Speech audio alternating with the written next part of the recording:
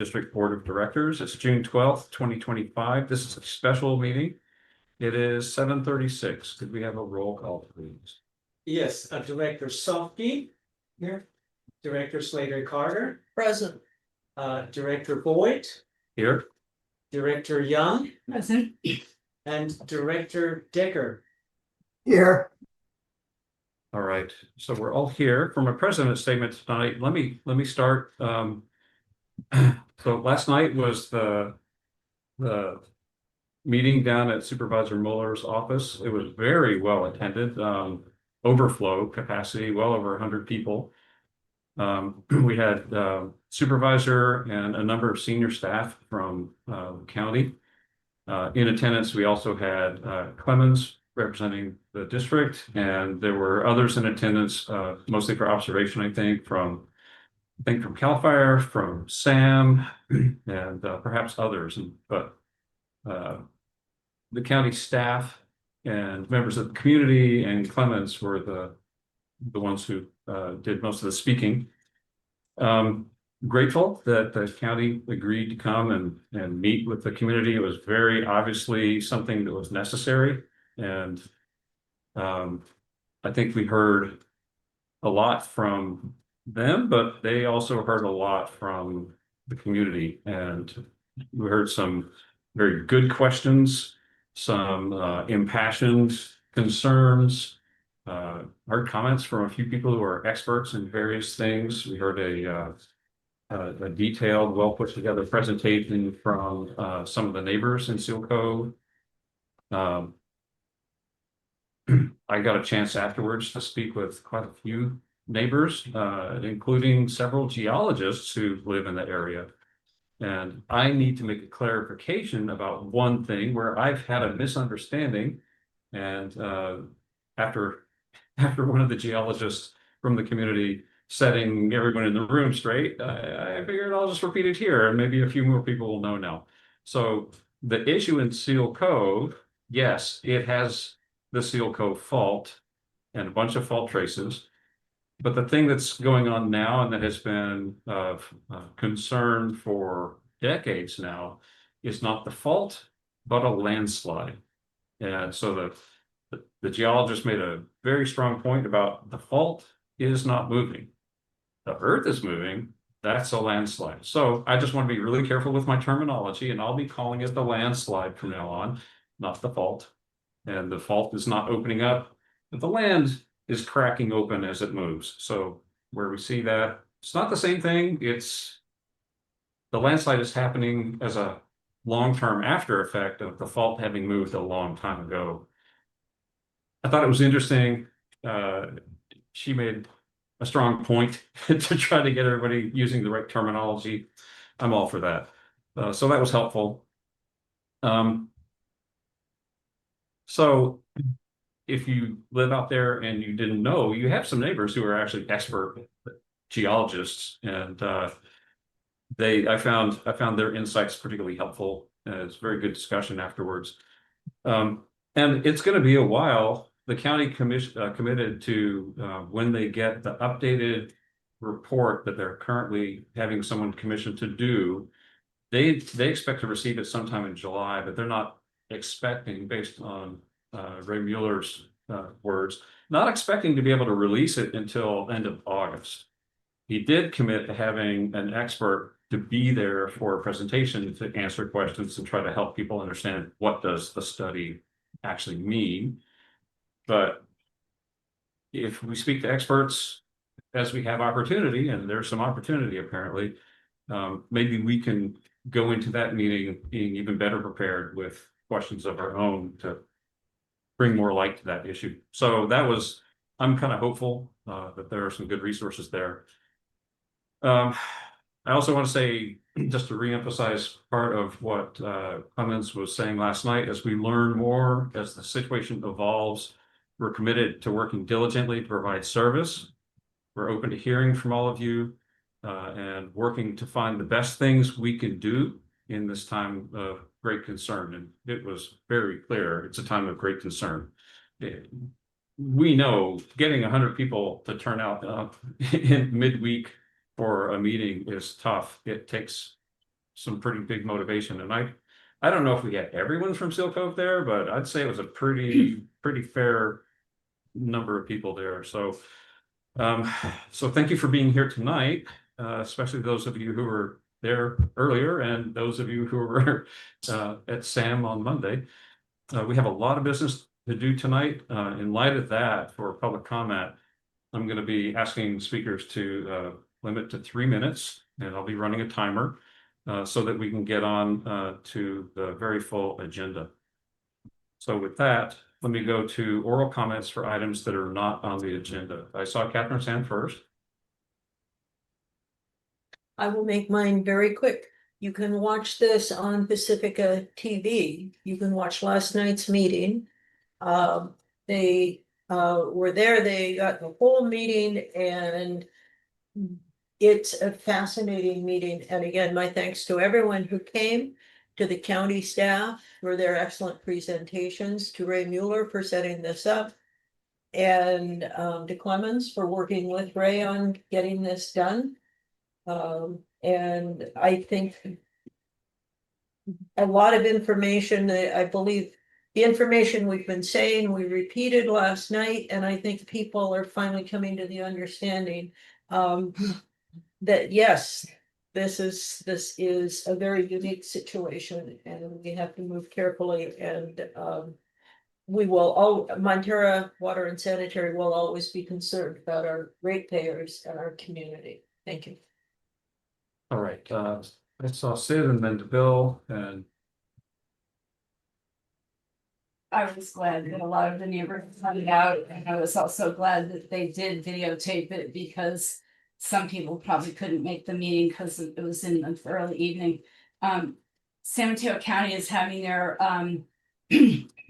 free hazardous household waste drop off on June 28th, and the woman from San Mateo County Health contacted me and asked me to coordinate with MWSD to put this out there. And I told her I'd be a lot more happy to do it if next time they had it on the mid coast. Thank you. Always in Pacifica or Half Moon Bay. so where's that going to be? It's going to be in Half Moon Bay, but it's by appointment, so you have to call them and get the location. And, you know, I told her next time maybe they could have it a drop off at the harbor or somewhere in the mid coast, and she agreed with me. She lives in Pacifica. So unfortunately, I printed it out in a big hurry, and I printed it landscape, so I would, who did I give this to? We have a big staff of them on Can the. someone put it on our website? I can put it on next I'm door. sure Tracy can. Goody. Okay. That's it for public comment from Okay. me. All right, thank you, Sid. Bill? Sure. This is amazing news. As everyone who's heard me knows for a while, I've said the only way to get anything resolved is by getting as many stakeholders as possible in a physical room, hearing each other's voices and getting the nuance and ideally the scientific and legal background as well. So this is great. I didn't know it would happen this fast and this well. My only, and I've been telling everybody something like this should happen. My only disappointment is I found out about it an hour and a half ago. No one told me What? about the meeting, the special meeting that I've been begging everyone to have. I found out informally through a friend. I expect someone expected I would read an email or something like that. Because I don't know. No one actually told me about this meeting. I would love to be there. So next time, let's just not do email. Tell me, This please. meeting, No, the meeting. Yesterday. Yesterday, that one. So The one it's, with Ray Mueller and Seal Cove and all of that. I would love to be there. it won't be the same experience, but the video will be informative. I would have loved to be there. I understand. I'm not I'm sorry. discounting, I'm not discounting what you're saying at all. I think it's a good point. I don't know exactly, but I got the impression that folks in Seal Cove had direct outreach from the county. I know one of the neighbors put stuff, oh yes, I'm sorry, I was gonna announce that there were these QR code tags that they put on everybody's mailboxes. Well, good. They went out into Seal Cove with it, but as far as you were concerned, I guess we dropped the ball to tell you, because we didn't know that you didn't know. I'm sorry, Bill. Okay. I forgot you don't do electronic notifications. But you can sign up No, forget it. That, That was stupid too. The county, if I could find my QR code, I stored it somewhere. I'm sure. the county did commit to sending out updates and providing links to updates when they get new material and so forth. So they sounded very Ernest. yeah, that's the right word. Okay, well, do we have any comment from, I see Greg Diegas. Greg, I want to echo Bill's comment because I'm looking at my calendar frantically. You know, I wrote a stormwater report on Seal Cove called Slip Sliding Away. I've been aware of this for years and I didn't know the meeting was held. So I find that astounding. And I wonder if the MCC knew. They did. And I know because it's not the district's fault, but I'm just saying that I think that's terrible. okay, well, I think what we came away with was they were having the meeting specifically for the community members in Seal Cove. They were like maybe a little over focused on that. I think we can pass the word and we can also individually, when we get word of things, we can pass that along best we can. Can I say something? I'm not, to yeah, Greg? 1 second. I'm not gonna fault them for showing up. I was glad they did. And I want to give a special shout out to Clemens for working diligently, and I do mean diligently, like hard and a lot, with a lot of phone calls and emails. And I'm glad it resulted in last night's meeting. I'll say this, I went into that meeting a little unsure about how that was going to go, and it ended with the audience offering applause. So I think some of what needed to happen happened, and there's more, obviously, but that was a good step. So Sid and then Greg, I'm Catherine? sorry you weren't there because Ann Stillman was there and she did confess or mention that Seal Cove only has surface stormwater type things, no underground storage pipes like El Granada has, storm drains. So that she did mention that it does flow out to the ASBS, the Fitzgerald Marine Reserve. She didn't say how they're going to take care of it, but she did acknowledge it. So, and everybody in the room knows that it shouldn't be flowing into the ocean, and it does flow into the cracks that develop in our pavement. But that she just kind of glossed over that. Okay, so Catherine, and then we're gonna move on. Just a quick note, if you want to find out, go to the website on your own. Okay, We have a Seal Cove website and so does the That county. is an inadequate answer, which I can only address at length later. You could I'd always be call me happy if you to- want to know too, but that's something else. But we that- can- Push versus pull. You have to be alert to, all right. you're not a. We are now gonna go into a public hearing. We have two items, two public hearing items. The first is review and possible action concerning adoption of a revised master fee schedule. Thanks, Scott. So this is annual item that we bring up.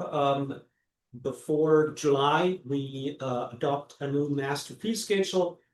And master fee schedule contains most of our charges and fees. And we are raising our fees according to certain parameters. So what is being raised here in this process to this year is the sewer service charges and the water rates and the water system reliability charges, and they are all increased by 9%. And that is done through the 2023 Prop 218 process, where we received authorization to increase the rates every year by 9%. And that is what is in this master fee schedule. And what that really means is that the sewer service charge is increasing from $30.67 per unit consumed to $33.43. On the water side, the increase is from $32.71. That's the standard standby charge for a 5/8 meter. And that is going up to $35.66. And I want to correct a typo in the staff report. There's 1 3 too many, so it's not $335.66. It's in the master fee schedule. The correct number, $35.66. The tier 1 rates are going up from $9.44 to $10.29. The water system reliability charge from $627.71. That's an annual charge. It's collected through the tax roll, and that's increasing to $684.20. We have many more fees in the master fee schedules, and those are generally tied to either the California Construction Cost Index, if they're construction related fees. The California Construction Cost Index rose in the past year by 5.15%. So these fees are all being raised by 5.15%. We apply to fees and other charges that depend on staff hours. That's where we apply the US Bureau of Labor's Consumer Price Index, and that's the specific one for this region here. And that's been going up 1.27% since the last increase. So we're raising those fees by 1.27%. So we're suggesting to open the public hearing, consider relevant public testimony, close the public hearing, and then adopt the ordinance of the Montara Water and Sanitary District, restating and amending the master fee schedule.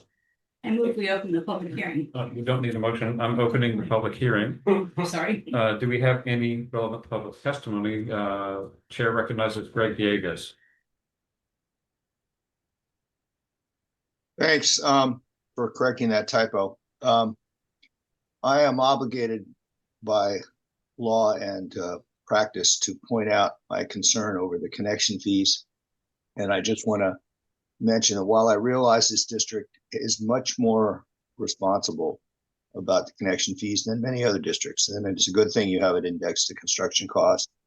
The last time I looked at this, I allocated the assets at SAM, which you own a part of, and the replacement cost of those assets to the districts, and calculated the replacement cost of the districts plus SAM. And on a per connection basis, the assets involved for combined water and sewer were worth about $150,000 each. And so by not charging a connection fee that equals the current replacement cost on a pro rata basis, you're not going to have enough money as those assets exhaust stored up.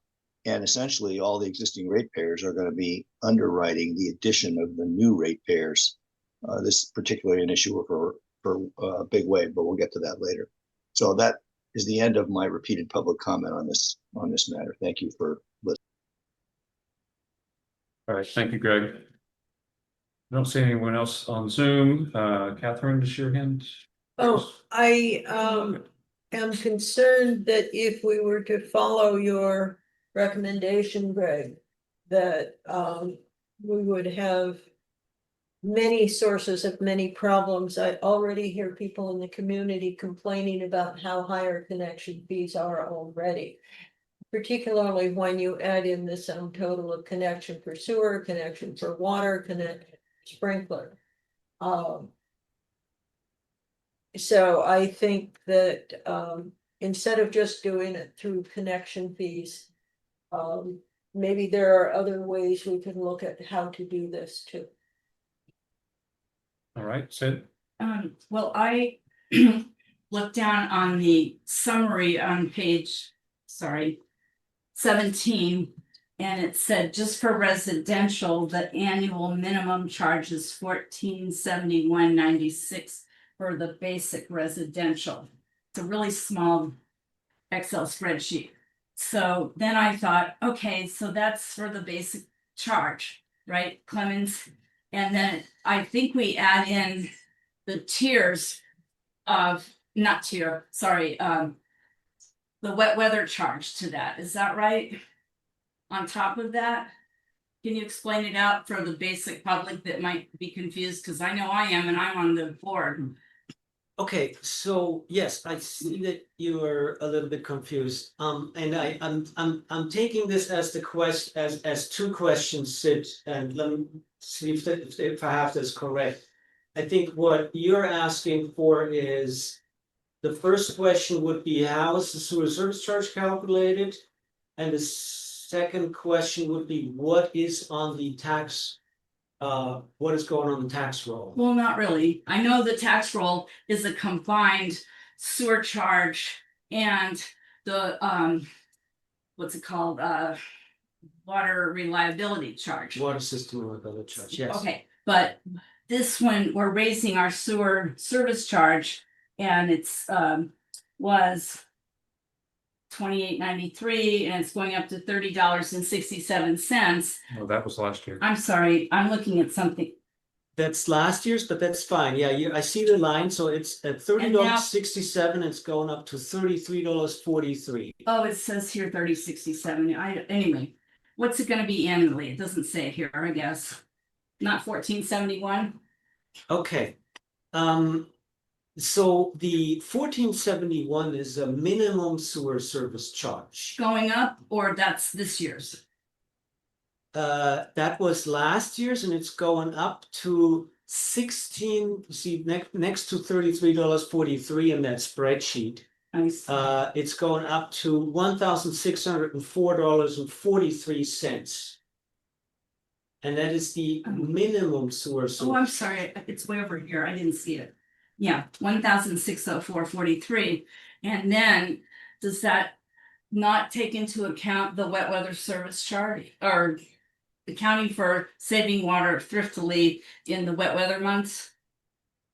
No, so I mean, what the minimum sewer service charges is, so we are calculating the sewer service charges for domestic users based on 4 months in the wet season. And so it's the 4 winter months that we are considering to calculate the sewer service charge. And it is simply the number of units consumed times the $33.43.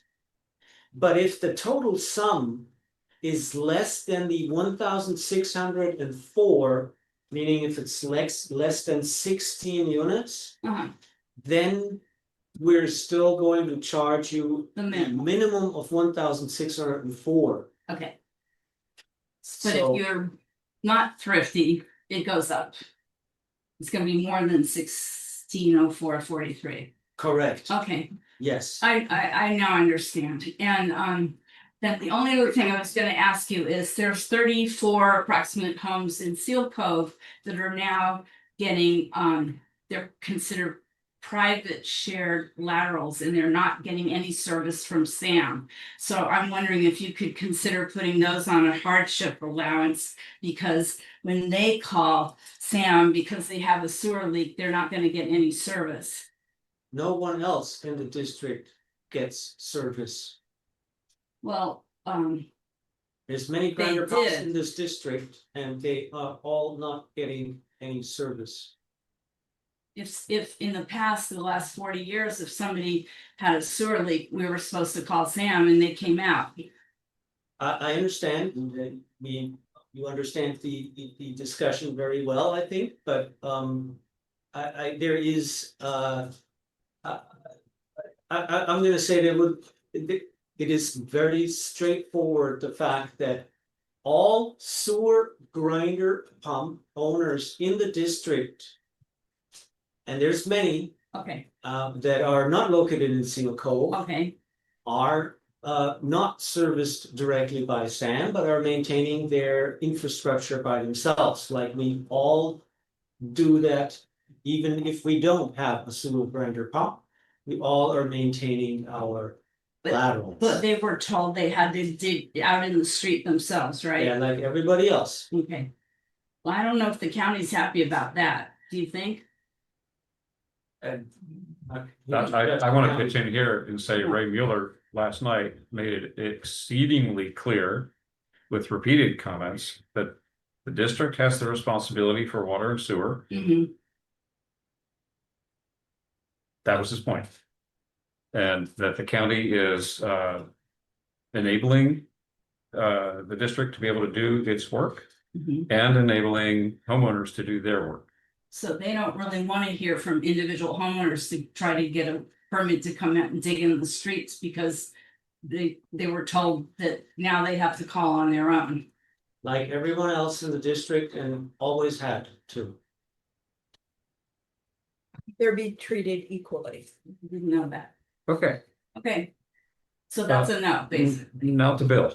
This was back to Greg Diegas's point, which brings up that there are really two concept spaces going on when we're setting rates.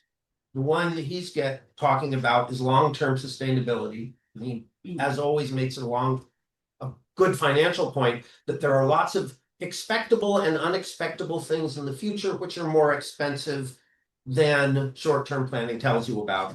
That is incredibly important and deserves discussion in our strategic plan meetings and on the offshoot of that. But it sounds to me like the other space is what we are allowed to set rates to be. There is in place a structure which caps this year's interest at 9%. We are asking for 9%. So as far as I'm concerned, it doesn't sound like there's any possibility of asking for more than that, even if Greg were saying the most immediate things on earth. So I want to, if that's true, I'd love to hear it echoed back. So, and if it's not true, I'd love to He hear it. was talking about. I've got a question for Through you. the chair, please. Sorry. Let's get in the habit, through the Sure, chair. guys. If you want it, you come to the chair and then you get it, okay? So that's it. Is that in fact true that we are asking for the 9% we are kind of constrained to ask for, and that the other stuff is off the table for now? So, I mean, we have permission this year to raise our rates by 9%. That's so that limit was set 3 years ago. Yeah, yes, that's what I And think I so said. next year, we are planning to go through another, we're taking another look at our financial needs. And I'm assuming most likely we'll go through another Prop 218 process next year. Where we are, considering our financial needs for at least the next fiscal year or next fiscal years. And then make the decision to ask for, a certain percentage. Maximum rate increase for 1, 2, 3, or however many years we decide. Yeah. So did I answer the Oh, question? yes, that part I knew. I just wanted to validate that tonight we are only setting the 9% thing. Lemons. Is. Through the chair. You.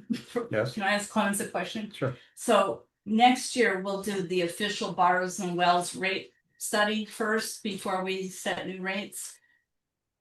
If we want to increase the rates next year, we will have to go through a Rate study. through a Prop 218 process, and we better do a rate study to do that, yes. And also, just to clarify what he was asking are about Greg's question, the rates that we're setting for our charges for the monthly charge, it's different than what we're setting for connection charges, right? Or is it all the same? So It's 9% is for the monthly rates. so the 9% are the fixed monthly charges for the water meter. They are going up by 9%. The volumetric based charges are going up by 9%. The sewer service charges are going up by 9%. The water system reliability charges go up by 9%. The connection charges are construction related charges, so they are going up by 5.16%. It was, yeah. And depending on meter sizes and all that too, right? Yeah, they're categorized by meter size, and, each one is going up by Okay, some 5% and some. Thanks, Peter. Okay, 5.15. thanks, that's all. all right. So Clarified. what we've got in front of us, we now, I entertain a motion to close the public hearing. So moved. Second. So it's been moved and seconded to close the public hearing. We have one remote, so it has to be roll call. We could have a roll call, please. Director Softby, Aye. Director Slater Carter, Yes. Director Boyd, Aye. Director Young, Aye. and Director Decker. Aye. Thank you. Now the next step here is to have a motion to adopt the ordinance restating and amending the master fee schedule. So moved. A second. Okay, so Bill moves, Catherine seconds. Again, could we have a roll call, please? Director Softby, Director Slater Carter, Yes. Director Boyd, Yes. Yes. Director Young, Yes. and Director Decker. Yes. All right, by a vote of 5-0, the motion carries. Let's go now to item 2, review and possible action confirming reports on sewer service charges and water system reliability charges for fiscal year 2024-2025, and delinquent refuse collection charges and water service charges for fiscal year. This says 2023 to 2024. Is that the correct title? I'm not sure where you see the 23. That's in the 24. agenda. So on the staff report, it's correct, 2024 to 2025. Okay, Clarence, it's all yours. Okay, yes, so it should be 24, 25, probably that number, but in any case. So we are collecting the certain number of certain charges through the tax roll. And this item allows us to do this. And Scott just listed it up as well. It's the sewer service charges, it's the water system reliability charges, and it is also any delinquent water or solid waste collection charges that we may add to that tax roll item. And so we're required to adopt this resolution for the tax collector to be able to place this on the tax roll. So recommendation is to open the public hearing, allow pertinent public testimony, close the public hearing, and then adopt the resolution confirming these reports. Okay, so I'm opening the public hearing and I'm looking for any pertinent public testimony. The chair recognizes Greg Dieguez. So regarding the water system reliability charge, you may remember the board adopted half of what had been recommended by the study at the time. I'd encourage the district to look at that charge, given the financial condition we face and the risks attendant from the Seal Cove situation. But I also want to ask the question, you have accepted infrastructure from a number of property owners in the last year or two. I think it totals about $1 million. The bulk of that was the big wave infrastructure, which is a dedicated infrastructure to them. So my question is 2 parts, and I could bring this up also under the big wave agenda item. Did you include the additional infrastructure in calculating the new asset, the water system reliability charge? And or are you going to charge an additional fee for that approximately $1 million pipe down to Big Wave just to them, so that the rest of the ratepayers don't bear the costs of that dedicated infrastructure? Is that question clear?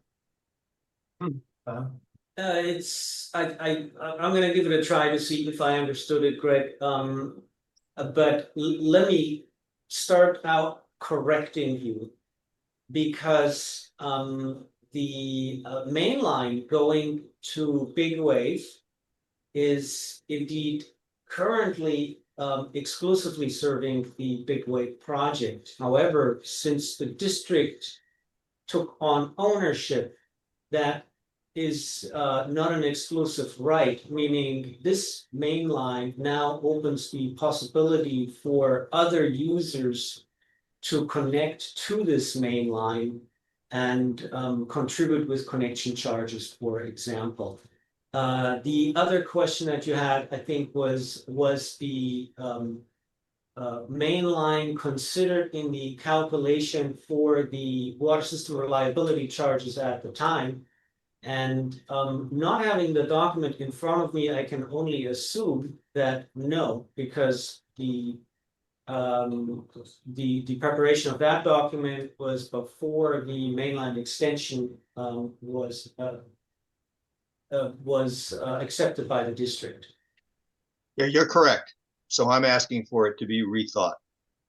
To account for the extra dedicated infrastructure. And your point about Big Wave, I understand. There are other properties though where the infrastructure was dedicated just to them. Yes, and so with the next. That's my comment. Yeah, and so with the next process, meaning the next time we're looking at the water system reliability charges and the need for it, that is when this, of course, will be included, yes. Okay, do we have any other public comment? No, public comment. Yeah. We'll go to the board in a minute. Seeing no further public comment, can I have a motion to close the public hearing? So moved. So, It's been moved and seconded. Can we have a roll call, please? Director Sofsky, Yes. Director Slater Carter, Yes. Director Boyd. Yes. Director Young, Yes. Director Decker. Yes. Okay, now going to the board, board questions and comments, Director Young. When you say, Clemens, that there's other properties down that way, are you talking about the other parcels that on the Big Wave parcels that remain unsold? I'm talking about any property along the run of the main line, really. Well, there's only one other property and it's zoned agricultural from Los Banos down to Pillar Ridge. No, there's, for example, 850 Airport Road, Okay. 860 Airport Road. There But is. those are already built. That's correct. Okay. There is, but they still can connect to the main line. You mean they're on wells? No, they're served by a different main line. Not us. They're currently served by a different main line that is coming from below the airport. That's running across the takeoff area of the airport and delivering water in that area. But not from MWSD. No, from MWSD. Oh, okay, one of the airport wells, in other words. No, it's It's one of our a distribution lines distribution that line. runs under the runways. From one of the airport wells. It's one of our the distribution lines, system. the wells, the distribution lines and the wells, there's stuff in between them before things get into the distribution. Okay, because I was reading the Big Wave thing, it said it's coming from the Alta Vista well. We're giving the new Big Wave project Alta Vista water. Yeah, that has the, exactly, Okay. that main line has the capability of accessing all the way up to the Alta Vista Okay. system, yes. That was gonna be a question I was asked when we got to there. So my question on this thing, that we're passing now maybe. Is where is the list of APN numbers that are in arrears that you want us to pass sight unseen? Because usually when the fire board lists all their parcels that they're gonna put a lien on for weed abatement, they list the parcel numbers and we don't have anything listed. And you only say you published it in San Mateo, nothing on the coast sides. No, we didn't publish it. We didn't? published a notice for this public hearing in the newspaper. The actual tax roll is right in front of you on the desk. And this Okay. is the only copy. The billing information is confidential information Yeah. and we do not publish it, but That's all we right. have it available for anyone for review here at the district office. Okay, And we have a copy for the board for the board's review that you now have in your hands. Well, I would like a minute before I vote for something sight unseen, so.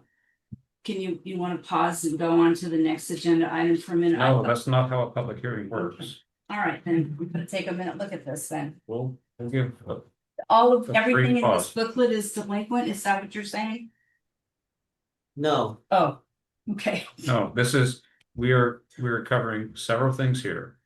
Sewer Delinquent service, trash and delinquent, say, if you know what I'm gonna say, I don't need to say it. okay, go ahead, say it.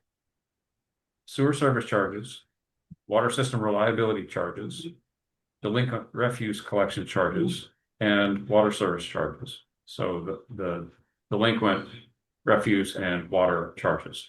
So you got a lot going on in there. Yeah, I know. If you want to look at the delinquencies, I suspect it's towards the back. Well, okay, I'll look really quick. It's not such a mean, big I- pile. I'm gonna say, I have examined them before. This is a responsibility of our staff. Mhm. It reflects a lot of work on the billing and customer support end of things. And while it may be interesting to look at the numbers, it's really a question of, do we trust the staff work? That's my perspective on it.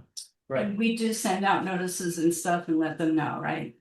That they need to come in and pay, or they're getting, it's gonna go on So to their if- property tax. If you did not, or if someone did not react to the notices that we send out and refuse to pay us despite several notifications, then we add that amount to the other amounts that we're collecting Okay, on the tax roll.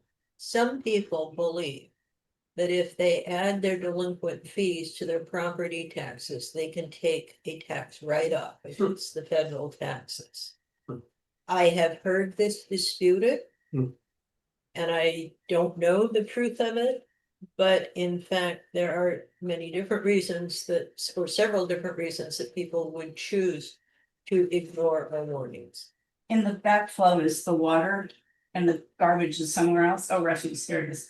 No, I know my husband just missed paying 1/4 of a garbage, and a year later it got added to our property taxes. I don't even know how he missed paying it, but he did. So I don't think maybe he missed the delinquency notice too, but okay, that's all I wanted to know. Thank you. Okay. All right, looking now for a motion to adopt the resolution, and I'll just read it to spare you this. The resolution of the Montara Water and Sanitary District overruling protests and confirming reports on sewer service charges and water system reliability charges for fiscal year 2025-2026, and delinquent refuse collection and water service charges for fiscal year 2024-2025, certifying the list of lots or parcels of land and corresponding charges against said lots or parcels, and directing transmittal of said certified list and charges to county controller for entry on the current assessment roll. So moved. Second. Okay, so we have a motion from Catherine, a second from Bill. May we have a roll call, please? Director Softy, Yes. Director Slater Carter, Yes. Director Boyd, Yes. Director Young, Yes, and Director Baker. Yes. All right, by motion of 5-0, the motion carries and the resolution is adopted. All right, now to the consent agenda. Does any board member have any item they wish to pull for discussion, or can I have a motion to approve the 10 items on the consent agenda? I'd like to pull the solar energy report. Okay, we could, in the interest of efficiency, discuss it and then do them all together. Sure. Okay, If you look at it, we have 0 solar energy for most of this year. Is the system broken? Yes, and I can't tell you exactly what's wrong with it, but it's not producing right now. It's an old system. It is an old system. Yes, but we've been able to maintain it so far. Has it, we got it with a loan from Chevron, was it, Scott? it was financed through Chevron. Yeah. Yeah. Yes, And we looked at the numbers to see if it was a good experiment or not. if it was what? A good experiment, if it has paid for itself, including the interest from the finance. I'm sure we can look into that. Let's look into it next year. Yeah, Our staff is very busy. I don't think so. We need to worry about I this. certainly have an engineer on staff who can help us out with these calculations too. I think I'm that's sure we all the do. math that gets involved. Okay. All right, well, now can I have a motion to approve the consent agenda? Thank you for that. So moved. Second, All right, it's been moved and seconded. Can we have a roll call for the consent agenda, please? Director Softy, Yes. Director Slater Carter, Yes. Director Boyd, Yes. Director Young, Yes. and Director Decker. Yes. Okay, thank you. The consent agenda is approved by a vote of 5-0. New business item 1, review and possible action concerning approval of the 2025-26 water and sewer budget and capital improvement programs. Yeah, thank you very much. So we brought a draft budget earlier this year for review to the board and for comments. We subsequently met with our treasurer as well as with the finance committee that provided input to the draft budget and suggested changes. We are again suggesting or that budget contains now the 9% increase for water rates, sewer rates, and water reliability charge. And the sewer service charge is also budgeted to increase by 9%. And the so the sewer service charges, the 9% increase is reflecting a $435,000 dollar plus in collection. It really always depends on the flow of how the flow from the prior years for the various properties, how this percentage increase actually is reflected then in the sewer service charges. So it's a rather complicated process. On the water sales side, we applying the 9% increase. And we're estimating here an $84,000 increase in collections. And that's based on that we usually experience a certain amount of conservation with rate increases or particularly also with warm summers, excuse me, with actually with droughts, yeah, with warm summers, with droughts in areas, we usually see a lot of conservation. The water system reliability charge is going up by $100,000 due to the 9% increase. We looked at the property tax revenue, and that was budgeted flat for the next fiscal year for a total of $800,000 or $400,000 per fund. And we always expect that there is maybe an increase in that in reality, meaning that the actual dollar amounts are a little higher due to the Education Revenue Augmentation Fund reimbursements. So the ERAF reimbursements that are difficult to predict. This budget also contains a 1.27% cost of living increase for all non-exempt employees. So with the approval of this budget, we are going to ask for the approval of the budget and also for the approval of the cost of living increase for all non-exempt employees. So we currently have 8 FTEs, and we are planning to leave that at this time and work with part-time administrative assistants. Just gonna say that we are looking to add an FTE later this year as an administrative position, but we will talk to the board about that at that time. Uh, So, I'm I'm gonna refer this back to the board. And ask, basically say that the recommendation is to authorize a 1.27% cost of living increase for all non-exempt employees. And adopt the resolution of the Montara Water and Sanitary District approving the budget for the fiscal year 25-26. I would like to thank Peter Medina for his involvement in this. And of course, Peter is here to answer any questions. Yes. Okay, Sid. Can you tell me where on the budget it shows how much it's gonna cost to refurbish the building, because we've been putting off the repairs here?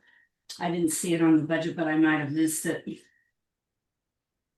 Peter? We have an estimate or what line item is it?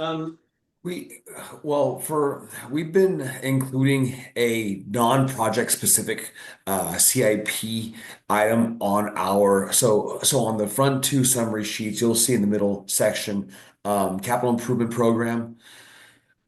The larger number is the one that is detailed further back in the budget, but then we also include $150,000 of non-project specific, which is, in our discussion in the past, this was to potentially use to pay for improvements to the building. And I can add that, of course, once we know a number and have clarity on this, we will bring this to the board for approval. Was it in the water or the sanitary, or is it half and half? Or You know, there is room in both, in water and sewer. There's also a smaller amount for regular maintenance okay. that can be tapped into for this as well. And So- so what's it called, or what's the budget line code? It's the capital improvement program non-project, and you'll see it on page 2 and 3 of the budget. I mean, I'm sorry, just give me the GI code and I'll look it up that way. Page 2 and It's not 3. in the GL. It's not a GL code because it is going to be a balance sheet item. So if you go to the main 2 summary sheets, you'll see it there. Go back to the summaries. The blue and the green. Yeah, Blue and that's green, right. correct. And it's about midway down the page. Correct. The one called facilities and administration. It's called Capital Improvement Program, non-project. It's under Investment, yeah. investment cash flow under the second banner there, investment expenses. It's in about the middle of. Okay, I see it. Thank you. So the one that says 150 or the one that says It's the one that says Capital Improvement Program, non-project. 3,465. No, that's No. capital program. You want the line below it Non-project, that says 150. non-project. 150. Okay. That's correct. And then there's a line just like it on the green sheet. Okay, thanks. Okay.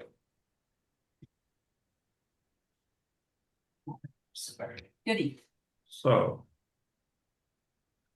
Any further questions? So those are kind of like placeholders right now, Yes, we don't have a date. we don't have a quote at this point or a final number. Okay. All right, seeing no further comment, I'm looking for a motion to authorize a 1.27% cost of living increase for all non-exempt employees and to adopt the resolution approving the budget for the fiscal year 2025-2026. I'll make that motion. Oh, Peter got it, I'll second. So Peter, thank you, and Catherine second. Can we have a roll call, please? Director Softy, Yes. Director Slater Carter, Yes. Director Boyd, Yes. Director Young, Yes. and Director Decker. Yes. All right. By a vote of 5-0, the motion carries. Item 2, review and possible action regarding the Big Wave Agreement for Phase 2 construction and acquisition of subdivision water utility improvements and dedication of easements with a list of APNs. Yeah, thank you very much. I'm gonna thank Tanya for helping out with this and ask her to present this item. Thank you, Clemens. Mr. President, members of the board, this is a phase 2 agreement for the Big Wave construction.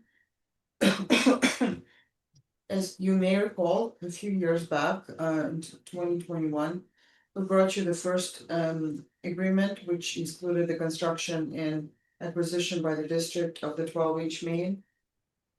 I'd like to point out that the 12-inch main not only is available to serve, it actually is part of the distribution and transmission system owned by the district and for the benefit of all ratepayers. It belongs to the district.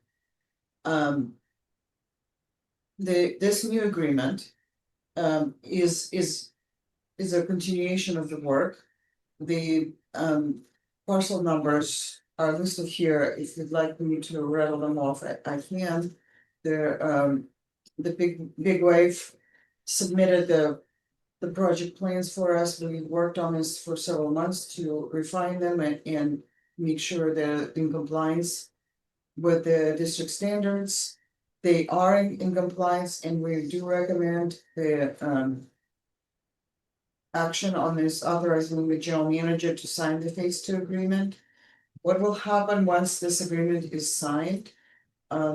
Big Wave will be allowed to construct the facilities. We will be inspecting them, the distribution system for the wellness center and other parcels. And then once construction is complete and accepted by the district, as in the field, we will bring it back to the board to accept and dedicate the easements and the improvements. These improvements are being constructed on private property. We negotiated the easements for the district's access to the facilities. And everything has been done in compliance with the standards. And I'm here to respond to any questions you may have. Okay, let's go to the public first. Chair recognizes Greg Diegas. I noted that the property involved is in a tsunami zone. I believe it always was, but I know the tsunami map has been updated. But right now it's quite clearly there. So my question goes back to the earlier question. The district, Clemens pointed out, has considered this its property. So it's now accepted property in a hazard zone. And I bring this up because of what's happening in Seal Cove. And I go back to the same issue that we have there. I'm concerned that the district's at risk now for a piece of infrastructure, which I thought was dedicated or primarily to them, but I'm now advised it's a shared asset. And so I'm wondering what the district can do to protect itself in the event of a tsunami so that we are not at risk for, I mean, we had to do this because of them. They built it. I don't want the rest of the ratepayers to have to suffer the cost of a disaster there, just as we have been dealing with a disaster in Seal Cove. So that's a comment and a question. What can we do in this agreement to protect ourselves against the tsunami or earthquake damage in that area? Thanks.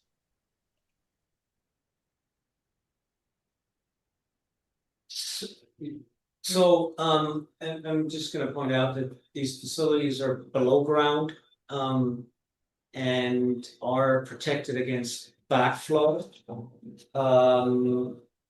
Yeah, just that's gonna be my immediate comment. Yeah. Okay. I also Bill. like to, Oh, go ahead. if I may. Yes, please. The chair, the county has approved this facility, the above ground construction in this area.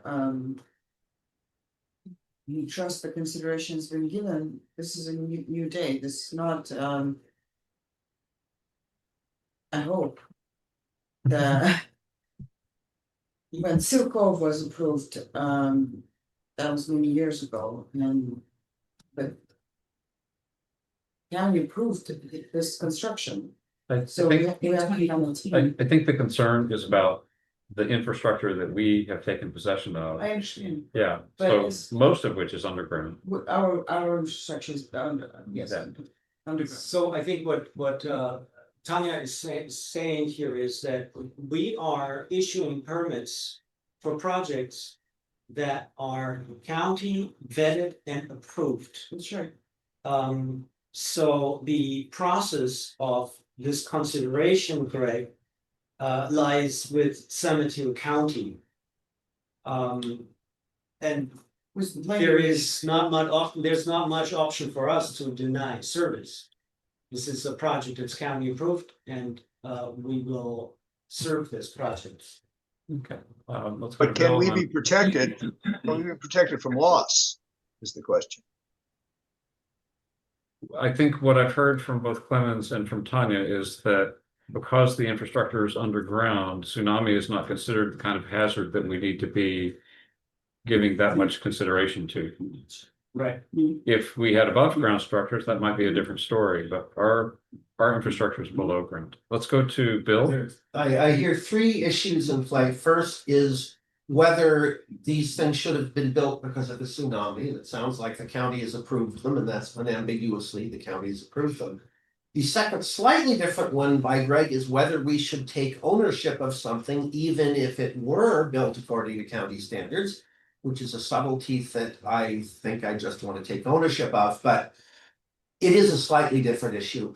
But for me, if we're gonna start talking tsunamis, I want to start talking about Sam first. I've been to Sam a couple times. I've seen water levels and how close things got to what. And so, yes, we want to talk tsunamis. Let's talk tsunamis sometime, but not on this budget item. Okay, then Sid, and then did you have something to? Okay, there is on exhibit C, Tanya, a thing about the well water. And there was an ag well on that property when it, back in 2015, 2012, I think, even when it There's first some- started. And it says that they can use it only for irrigation. So, and then in some other, I read through the whole thing, but I can't remember what page I read it on, said they had portable wells. So, our well water, I mean, our water is well water, but it's not coming and gonna commingle with their water, right? If I may, did you say potable water? I didn't say it, it just No. says well water. Yes. And it's their well water use shall be limited to an average of 10,500 gallons per day. GPD over 1 year. Any additional water needed by the project must be supplied by the Montara Water and Sanitary District. Well water shall be used for landscaping and irrigation purposes only. Only. So I'm presuming they're using the former ag well for their irrigation. That's correct. Okay, it didn't specify that it was an ag well in this document. So I just wanted to make sure that they're not commingling our water with their ag well. Thank you for that, but we spent. Thank you for that question, Director Young. I want to assure the board that and the public that we spend a considerable amount of time talking to the big wave engineers and architects to make sure that doesn't happen. And then it also says, under a mainline extension and water service agreement with MWSD, the property owners shall convey water line easements to serve the subdivided lots and shall construct and install water mains within the easements that shall be dedicated to MWSD in accordance with the MWSD water service regulations. Water meters shall be installed and recorded by MWSD for each building receiving water service. The water mains and meters shall be owned and operated by MWSD, likewise in accordance with their regulations.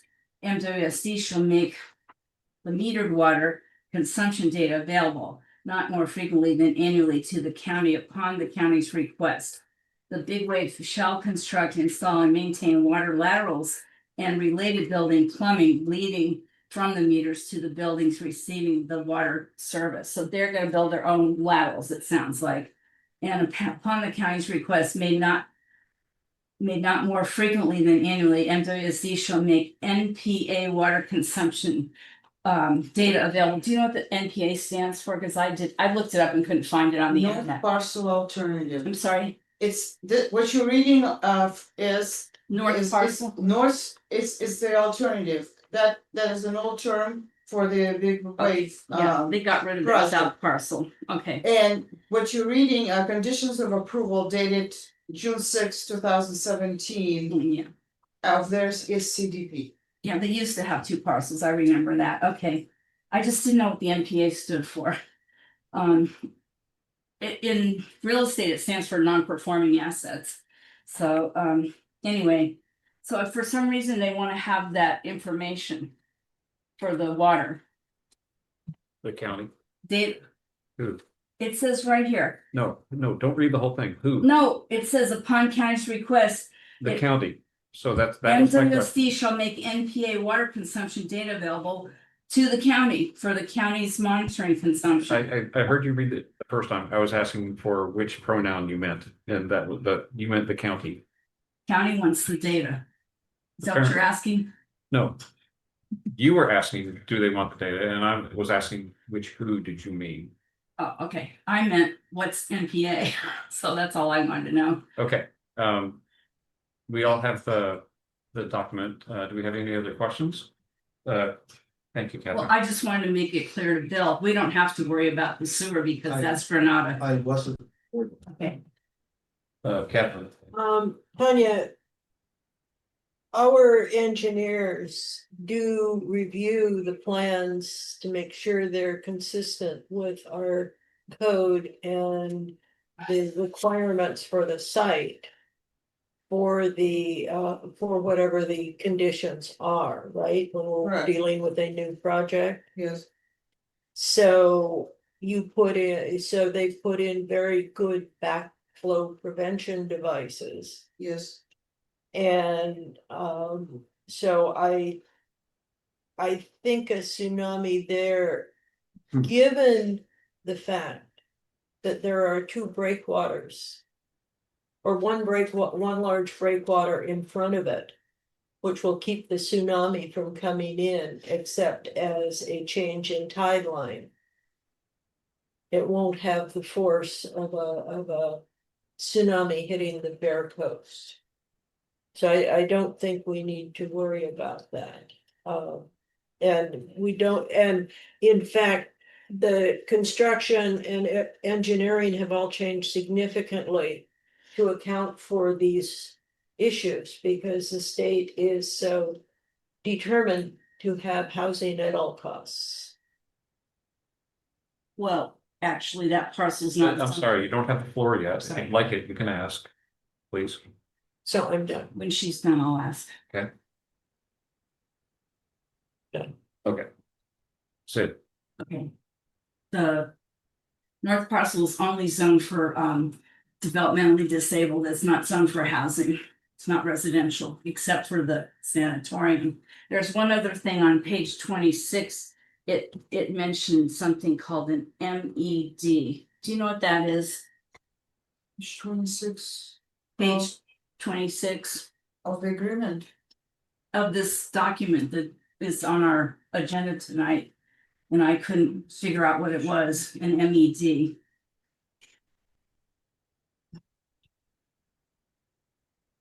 There's something called well water and irrigation system, and you're looking at the map for the audience, looking at the map. And there's a lot of stuff on that map. Where is it on there? I'm looking again. I wrote this down earlier today. John, are you looking at the drawings or the text? I wrote it down on my notes and I have to find it again. I'm losing page. No, I'm looking, I'm going by the PDF. I'm assuming it's. Okay, now I don't see it, sorry. These are tiny little things, so So is it relevant to our decision tonight? there's a lot of well water supply things here, so maybe it's because it's all their stuff, never mind. Okay, These are big wave drawings. I'm sorry, These are their drawings. yes, I know. So what I heard from Tanya was that there will not be any interconnect. And that their well water has contractual limits where they have to use ours after they have consumed so much in a day. But other than that, we should not be concerned with their well infrastructure. And Tanya also said that doing the engineering work included many conversations with them about that infrastructure. Okay, what I'm looking for now is a motion to authorize the general manager to sign the phase 2 agreement with Big Lake. I'll make that motion. I'll start, Bill can second. So I heard you second. Peter and Bill, we've got a motion and a second. Can we have a roll call, please? I did have one other question. Director Softy, Yes. Director Slater Carter, Yes, Director Boyd. Yes. Director Young, I'll pass. Director Decker. would that be abstention? I had one more question, so I didn't get a chance to ask, so I'll just pass. So is that, I need clarification. Is that an Okay. abstention? There was an act of, Is, there was one thing that I wanted to ask, and it had to do with the contract. And it said there was an act of something. And I was gonna ask if that was considered tariffs, if they can't finish their project in time, so. That's all. But that puts us on the, if they have to backtrack and can't finish their thing in time. this sounds like a question that we might ask the staff. Okay. Yeah. Are you going with the abstention or is this an aye or nay? I'll say no, because I don't wanna put us on the line if these people suddenly say they can't get their project finished because of tariffs. Okay, so by a vote of 4-1, the manager is authorized to sign the phase 2 agreement with Big Wave. Okay. Back to, Because that's a big possibility in this climate. back to the agenda, I'm sorry. Okay. Item 3, receipt of district transparency certificate of excellence from the Special District Leadership Foundation. Yeah, thank you. Happy to report that we completed the renewal of our Special District Leadership Foundation Transparency Certificate of Excellence. We completed the program and the SDLF board approved the issuance of the certificate. We don't have the certificate yet. I will bring the certificate back from the CSDA General Manager Leadership Academy at the end of this month, beginning of next month. This is for board information only. Oh, very good. Thank you for doing that. Congratulations. Great. Congrats. Okay. And I've got too many windows open. Item 4, receive San Mateo Resources Control District first flush report. Yeah, thank you very much. Very happy that we get to hear this item. We had a request from Director Young to put this item on the agenda. The first flush program has been supported by this district for a very long time.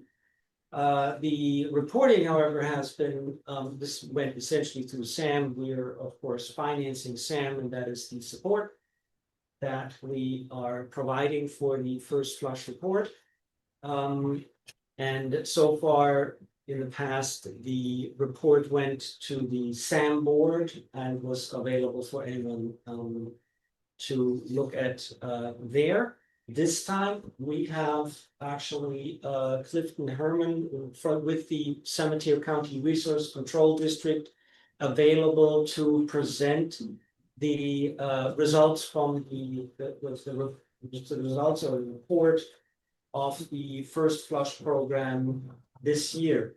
So Clifton, I'm just gonna hand it over to you and looking forward to your presentation. Let me sneak in one thing. It's the San Mateo Resource Conservation District. Yes, that's I'm correct. sure I'm sure these good folks would love to control it, but conserve it is. I don't know what it said, but, yes. It reflects what Clemens spends a lot of time dealing with, and that is control boards, like the State Water Resources. Yes. So, Clifton, welcome. The floor is yours. Great, thank you. Yeah, it's I'm happy to be here and excited to present some of our results from the 2023 and 2024 First Flush Water Quality Monitoring Program. Let me I have some slides. I'm going to pop these up. Yeah, you should be able to share it. Okay, great, thank you. Okay, drop this down. It's this one.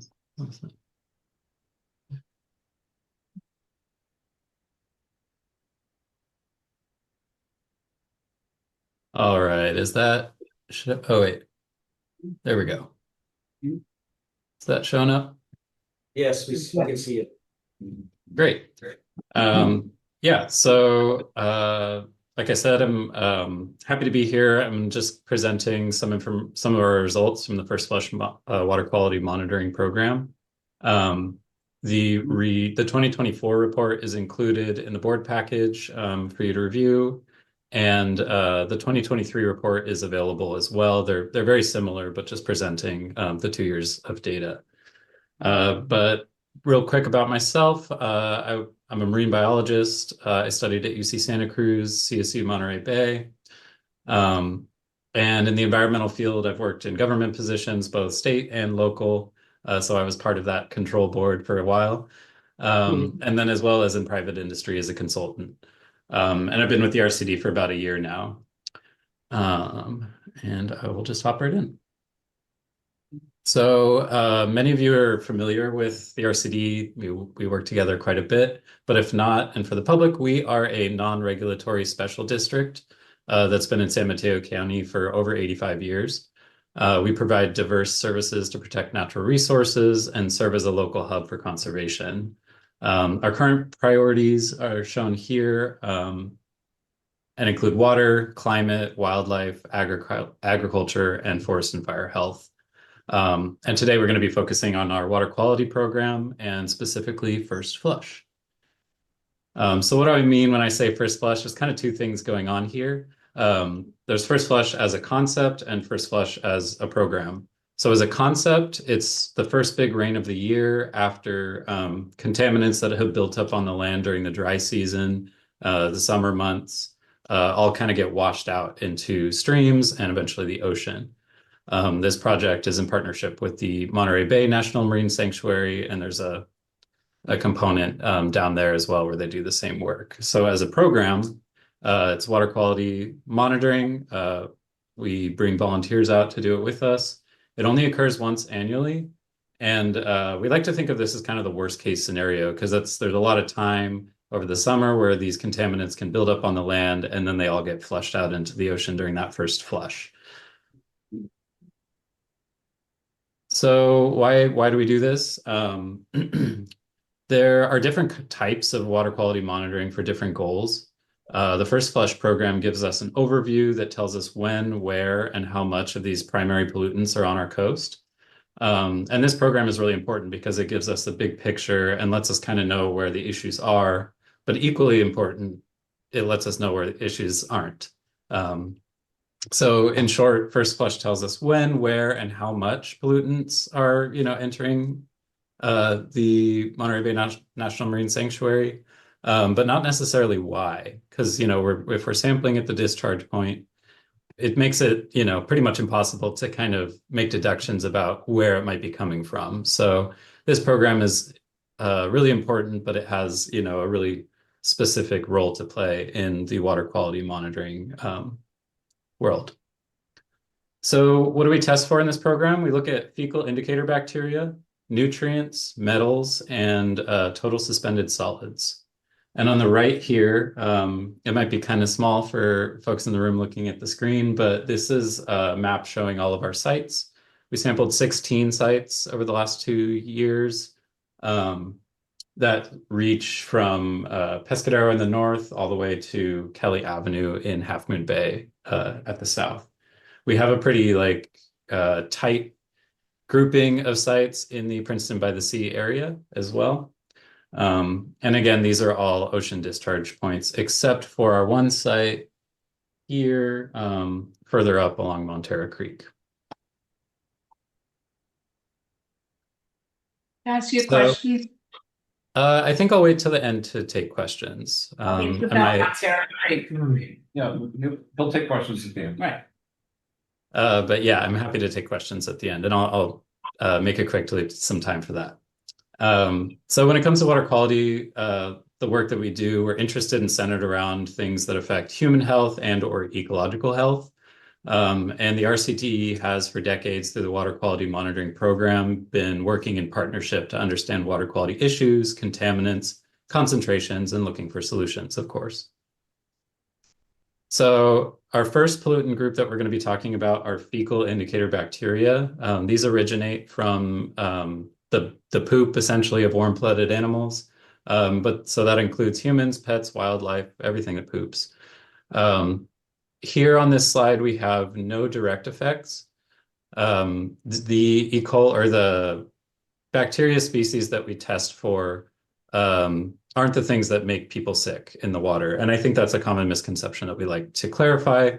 These bacteria are found in poop, and there are things in poop that can make you sick. So if we see a high concentration of these bacteria, it gives us an idea of potentially how much poop there might be in that sample. And, you know, through connection, potentially those other pathogens that might be present in poop, you know, things like norovirus and stuff like that. So these are some of our results. I want to orient you to these figures. They're all going to kind of look like this. We have this red line here. This is sort of our health threshold. So anything above that we would consider impaired.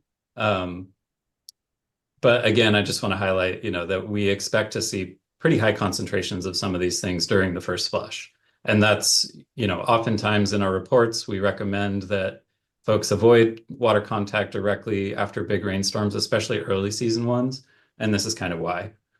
So these don't reflect, you know, everyday conditions, but we can see our sites here in 2023. Many of them are up against this gray line, if you see this here. This is the upper limit of detection for this particular test. So it's kind of safe to assume that anything that's at this line is likely even higher concentrations.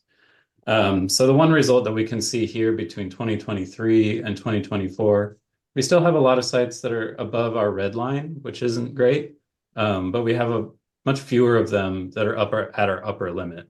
So 2024 was quite a bit lower than 23. And notably, we had 2 sites that were actually within our health thresholds, which is really rare for this event.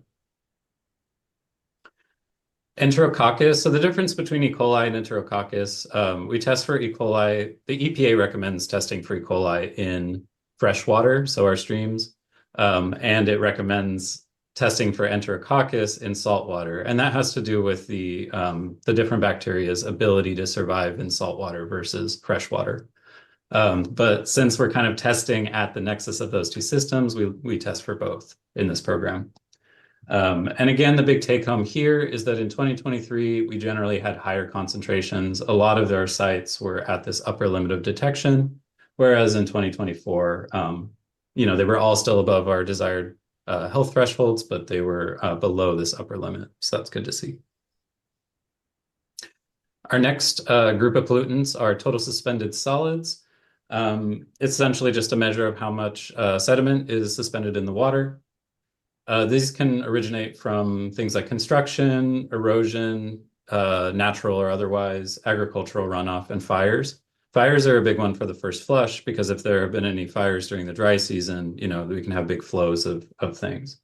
And the effects are water column visibility, aquatic organism respiration. So fish, you know, if their gills are getting clogged, or like filter feeders, for example.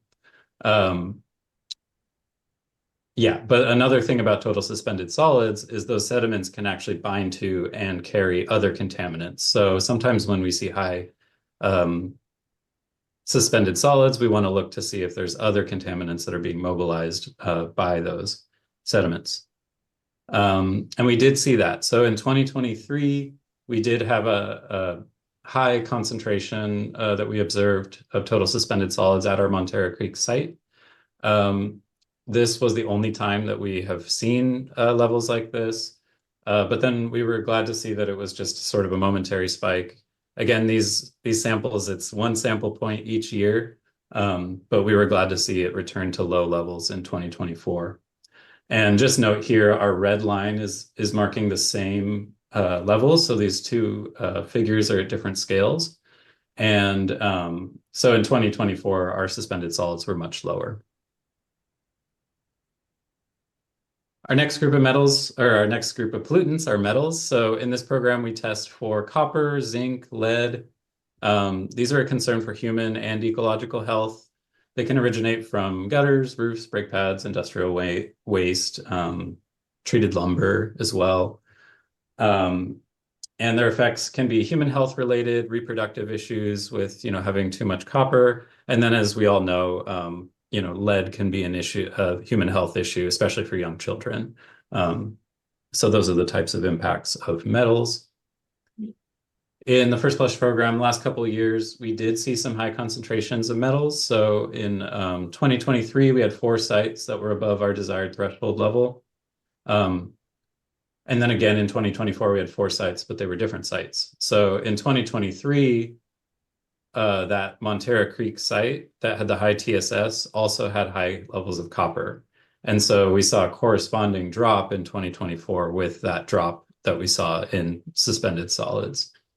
But sort of differently, we have these 2 sites, West Point Avenue and Vassar Drainage. Both of these are located kind of on the western side of Princeton by the Sea. They're not continuously flowing all the year. They're just stormwater discharge channels. And so we did see high concentrations of copper in both years, which suggests that, those exceedances aren't really associated with the TSS or like TSS necessarily. Lead, we did see 3 sites in 2023 exceed our health thresholds for lead. That's very rare. This program has been running in San Mateo County since I think 2000. And I think it's only happened maybe once or twice before. So that was a little alarming when we first saw that. But in 2024, we saw that the sites were within our recommended health thresholds. And so that was good to see, but it definitely kind of made us wonder. Again, it's at this West Point Ditch site and Vassar Outfall. And then we did have lead in 23 at the Montara Creek site that corresponded with that sediment flow that we saw. Our last metal, zinc, similar pattern at Montara Creek, a high concentration in 2023 that went back down in 24. And then the same pattern here. We have this West Point Ditch, Vassar Outfall, showing high levels of zinc. And again, those sites are located in Princeton by the Sea, kind of on the western edge. Our last group of pollutants that I'm going to talk about are nutrients. In this program, we test for nitrate and orthophosphate. These can originate from, of course, fertilizers, but also things like pesticides and detergents, and human waste or other things that might be connected to stormwater systems. And the effects of excess nutrients. I guess I want to clarify, when I'm talking about excess nutrients, I mean all the nutrients that don't get taken up by the plants that you're growing. So, if you're growing plants, a lot of people use fertilizers and other things. Excess nutrients are things that don't get taken up by those plants and end up in the water. The concern here is ecosystem health, and the effects include algae blooms, which can cause fish die-offs. So for nitrate, everything was below our threshold for ecological health here. So that was good to see. In 2024, we did have a spike of nitrate at our West Point Ditch site. So that's that same site I keep talking about. But I think it's important to note that while some of the neighboring counties and other counties that have a lot of agriculture, for example, typically have much higher nitrate concentrations than we have seen on our coast here in San Mateo County. And that's something that the First Flush program has shown us over the years, and that's a really great thing that's come out of this program is, sort of demonstrating things might. We like to lead from what the data says and not necessarily what you might expect, from certain land use activities and stuff. So we're pretty good on nitrate in San Mateo County, despite the fact that we did have this spike in 24.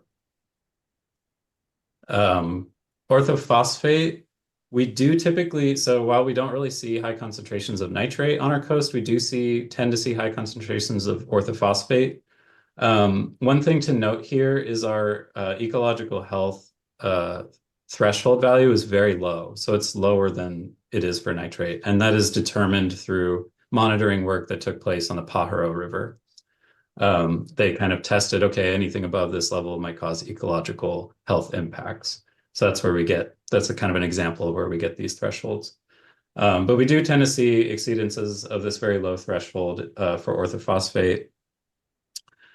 Typically, one might associate nitrates more with agricultural fertilizers and pesticides, whereas orthophosphates are typically kind of more associated with household detergents and human waste. So since we're seeing low levels of we tend to see low levels of nitrate and higher levels of orthophosphate. We typically we're open to any possibility, but that does kind of on the surface at least suggest more household related inputs potentially than things like just direct agricultural fertilizers. And yeah, there can be some debate about where these thresholds lie. So, I mentioned this threshold is very low. We may do, and that came from a study in the Pajaro River. If we were to do a study on our coast, it might be a little different. So those thresholds for nutrients can be different in different areas. I think that's important to note. And I think I also want to mention that despite the fact that we do tend to see some orthophosphates at high levels, we still are lower on our coast in concentrations than we see in Monterey County or some other neighboring counties. Quick summary here. So this is just sort of by analyte that we test for, and it just sort of lists the number of sites that were above our desired thresholds in each year. And then, as I was mentioning earlier, our West Point ditch site had high metals and orthophosphate in 2023 and numerous pollutants above limits in 2024. So that's an area we definitely want to kind of look at a little bit more. And of course, this is community science, so we could not do this without the commitment, time commitment, and effort of our community. It's really a lot of fun. I've only done it 1 year so far, but I'm looking forward to this year. And yeah, it's always a good time. Sometimes it's pouring rain in the middle of the night, like some of these pictures, and then the ones in the middle, sometimes it just is a beautiful day. We caught the storm, but it was a quick, flashy storm, and suddenly we just had a beautiful day on our hands. So that can happen too. I want to give a little plug if anybody is interested in joining us. I have a couple codes here. And I'll also provide my contact information if you don't want to scan these codes. But the top one is for First Flush program volunteering. And then the bottom one is for Snapshot Day. That is a sampling event that's coordinated by the Monterey Bay National Marine Sanctuary. But we support the San Mateo component of it. So that's sort of the summer equivalent of the First Flush program. So there's going to be an online training for that June 25th. And then the sampling event is going to happen on July 12th. So yeah, if anybody's interested in joining us, it really is a good time. But yeah, there's plenty to talk about. I think that I'll call it here and go to questions, but here's my contact information, more information about how to find us at the RCD, and then of course our funders here. Yeah. So yeah, thank you all, and I'm happy to take any questions. Okay, that's it. First of all, unfortunately, because you were on Zoom, your 2 QR codes were covered by the Zoom Oh, things. that's good Maybe to you know. Send that over to us for publication on our website or in our next newsletter or something. And then I did want to ask some questions about especially Montara Creek, but it's interesting about the Princeton, West Point location as well. And Catherine, is on the SAM board, and I remember hearing in some of their meetings that they had, issues with BOD at the sand plant, and they thought it was coming from the Princeton area. So I don't know if it's the same kind of issues, but as far as the Montara Creek goes, and you said they had suspended solids that were above the threshold that you would have liked.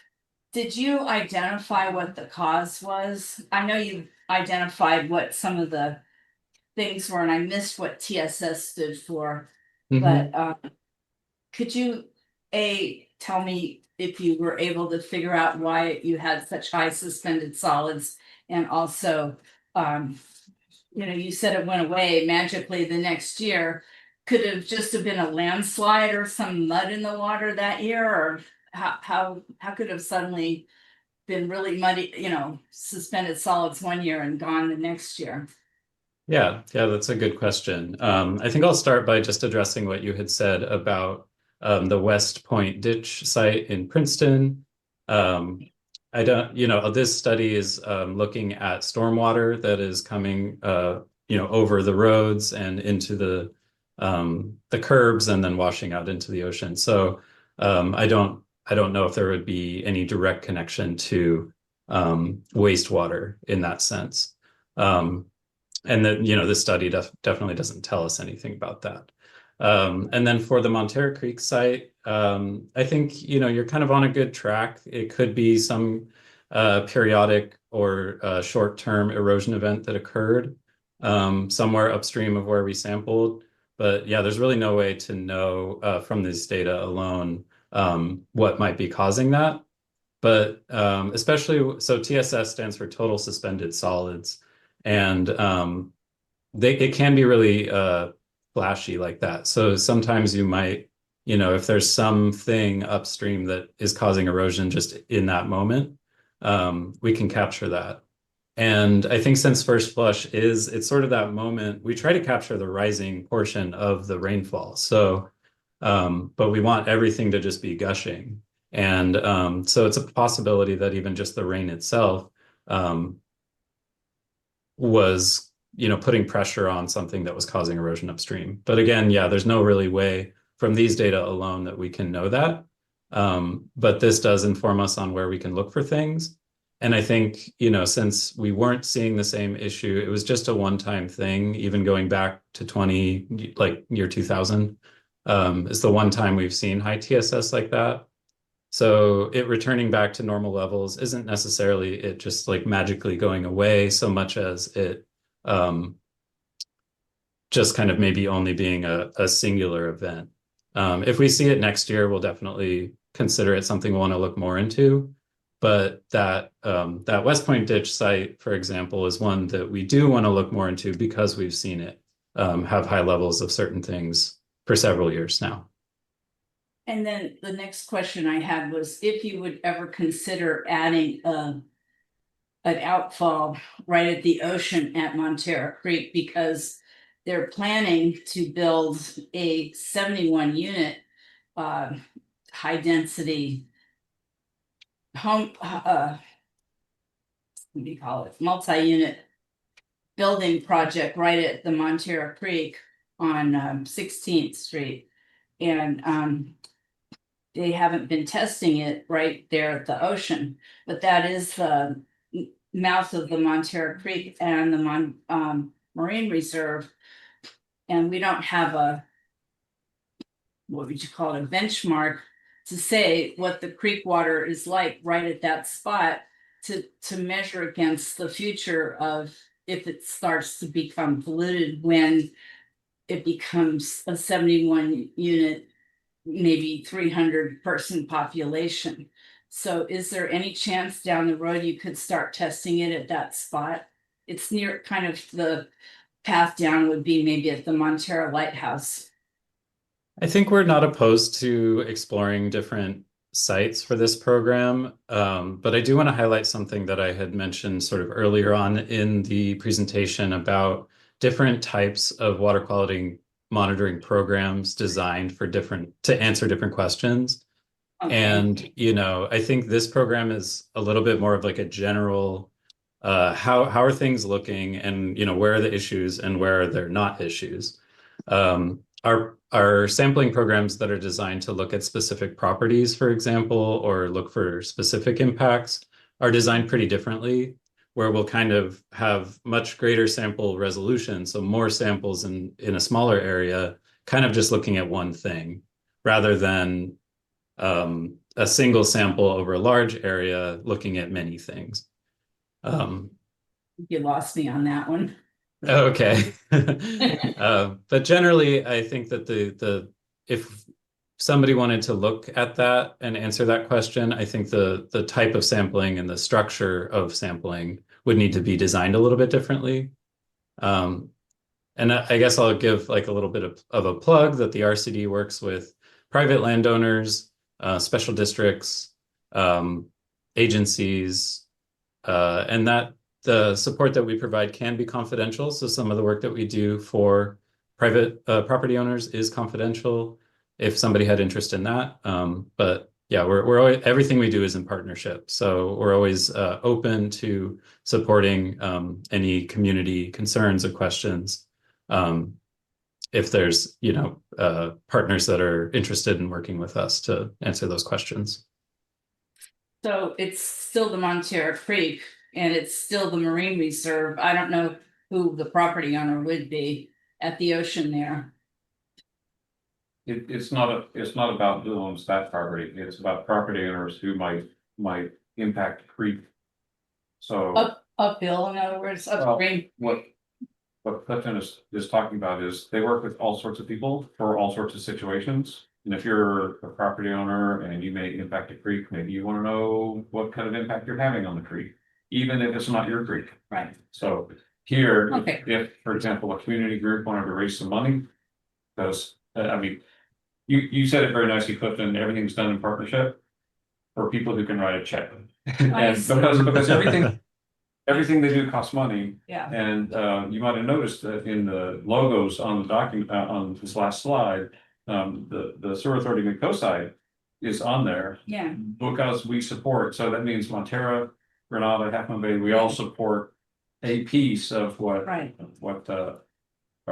Well, I've volunteered before for First Flush, but Oh, physically awesome. I'm able to get down there. Yeah. So We've got Go more ahead. questions, Sure. Bill?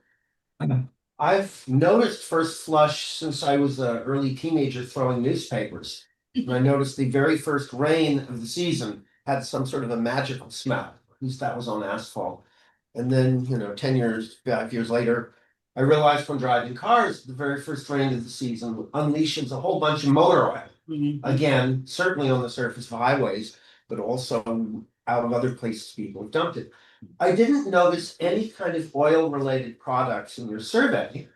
But oil and things like that are the very first thing I worry about rinsing off for the first rain of the year.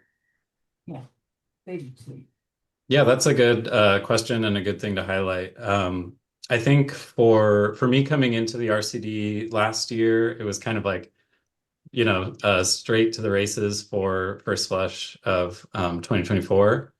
So I didn't really have time to think about, you know, making any changes like that. I think that there is, we can definitely explore looking at something like oil and grease at our sites, especially if there's something that,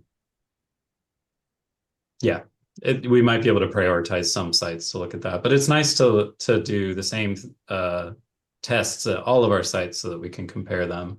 And I think in some ways, the things that we test for are for consistency with what's being done in Monterey. So, you know, we can look, this program gives us a good sense of what's happening on our coast locally, but then we can also make these larger regional comparisons.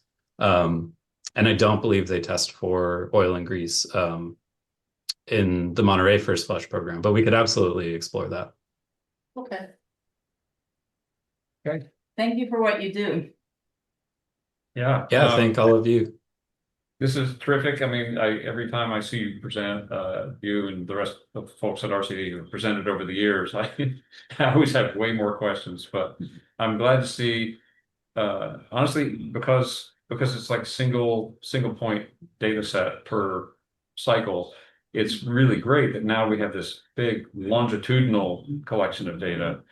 And that's, just to have people know that there's someone keeping an eye on it year over year, I think has a virtuous cycle effect on maybe people are interested in improving their practices when it comes to what happens with the water that leaves their property. So thank you very much for coming and presenting, and I also appreciate your patience with us. We've tried to get you in before, and I've seen you wait patiently. And thank you so much for what you do. Yeah, thank you. I'm happy to present. I'm happy to do this work. I love it. Definitely a conservationist at heart. So, and yeah, thank you for all that you do. And yeah, I hope you all have a great evening. All right, thank you. Let's move now to item 5, review and action concerning receipt of funding for FEMA declared disasters on behalf of the Sewer Authority Mixo site. Yeah, thank you very much, Scott. I would like to highlight that we have some people in attendance here that play a huge role in getting the disaster relief funds organized through the Montara Water Sanitary District for the Sewer Authority Mid-Coast side. I'm referring to Tanya here and to Peter Medina. And Peter, I would like you to talk a bit about this check that we just received and the process before we are sending it to Sam. Peter, if you can just talk a little bit about these funds. Yeah, guys. Yeah, so this is for our current schedule, set to be our second to last largest check for the winter storm events of fiscal year 22-23.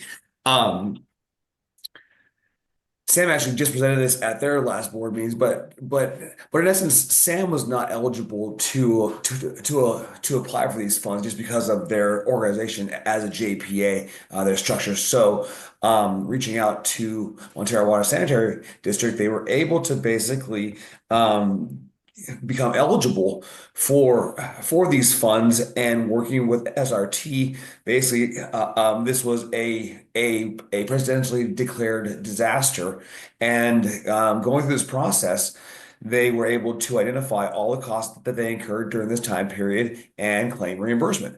Working very closely with the folks at FEMA and Cal OES, they were, I believe, were close to $1.6 million of funds that are going to be reimbursed that were expended by SAM during that time period. Because of this, we have some regulatory matters to deal with. Last year, Montara Water Sanitary District went through a single audit, which is a specific audit that is looking directly at those funds on it and testing not all of them, but a larger sample size than what is normally considered necessary for a financial statement audit, to really drill down and see, okay, were all of these costs that we reimbursed, were they necessary, or were they necessary, and do they follow all of the various compliance requirements that are laid out in the grant agreement? So said we go through this process because these funds don't all come at once. There's a review process, and so every time they come in, they come to Montara, and we basically recognize these funds, make the board aware of it, and then we pass these funds right along to SAM to go toward their reimbursement. So that's kind of it in a nutshell. It's winding down. So I said I expect there to be one more that was quote unquote obligated. We've been pretty fortunate that all the obligated funds thus far have been sent out and received. So there is one more amount that I am expecting, that we are expecting, and I'm hoping it comes in here pretty soon, just so we can kind of put this to rest. But yeah, kind of the next piece of it is going to be to see if we have to go through another single audit for this year because it's a dollar value of $750,000, but there's also another provision that they might be looking at the project on an overall basis and not just on a fiscal year by fiscal year reimbursement basis. So we shall see what goes on there. So yes, that's it. All right, thank you, Peter. Thank you, Tanya. I'm gonna go ahead and pre-do a little bit of the SAM report. This was one of the items, well, we discussed this at SAM in one of the items. And I think our colleagues were interested in how much of this Montara kept. And the answer took a little bit of repeating because it was a little surprising that we passed the whole amount through. And they're like, asked the question a few different ways, kind of double checking, are you sure? Even, and I think Director Nagengast from Half Moon Bay he went further and expressed, well, you know, if this incurs real cost for Montara, then those costs should be covered. But the point was pretty thoroughly made that Montara, and Keishan was very clear on this, that Montara stepped up immediately, made it possible for SAM to go after these FEMA funds, and that it would not have happened without us stepping up, that this was some time ago. I believe it was 2017 when this all began, and that Keishan's appreciation was very clear and heartfelt. And I think it was a really good lead by example kind of thing, and I'm really very pleased to be part of an agency that has done this, and congratulations. This is proving out to be very useful for Sam and us and the co-side. Catherine? Thank you. I know that there was a question, there were questions to that effect from both Half Moon Bay representatives and for one representative from El Granada. We were very polite and did not mention that Half Moon Bay had the opportunity to lead this project and chose not to. Montara was rescued by some extremely hard work on the part of our consultants. And we were able to get that. And just so to vent a bit, and this is recorded, I realize, but I'll just say that. Had we not only gotten the FEMA money, but not spent all this money on lawsuits, we would have more money to spend on infrastructure and protection of our resources. But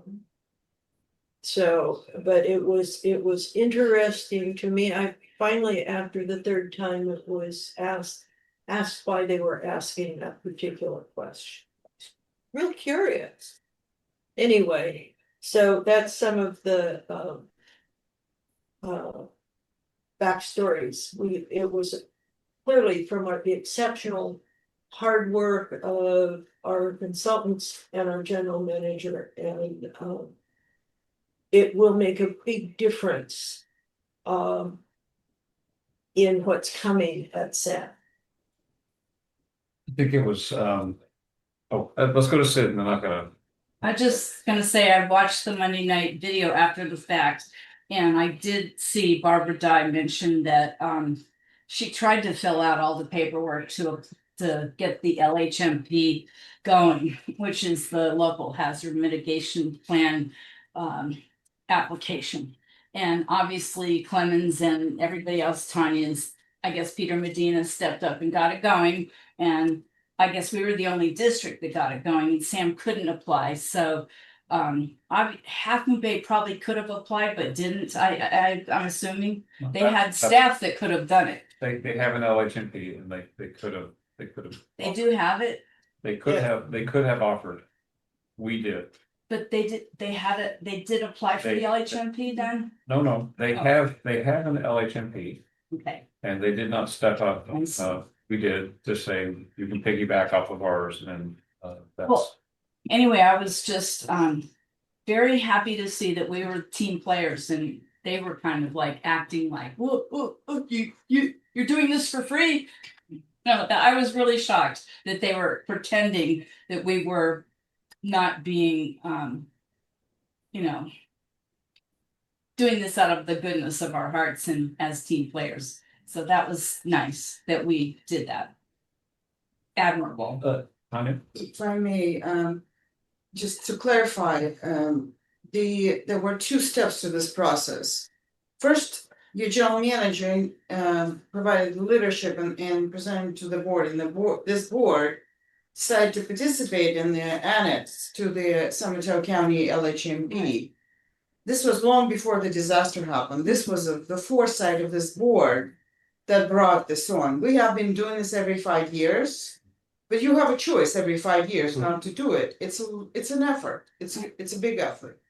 To be the part of the LHMP. Then your general manager consulted with Sam, general manager, and we put Sam into our LHMP.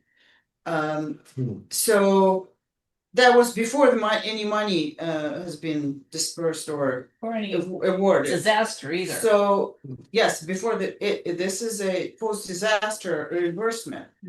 I believe the city of Huffman Bay have their own because they're a city.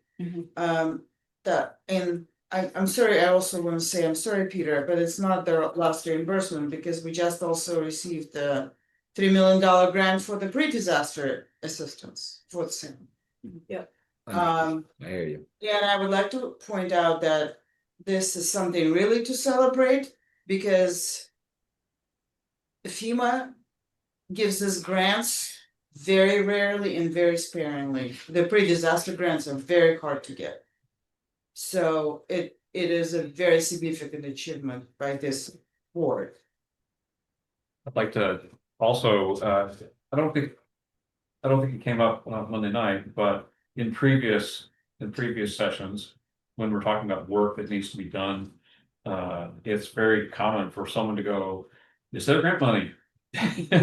And it's always great to see that Keishan and Clemens and Tanya and others have a long track record of figuring out where grant money can be had and going after it and stepping up to the plate and taking a swing and doing it a lot.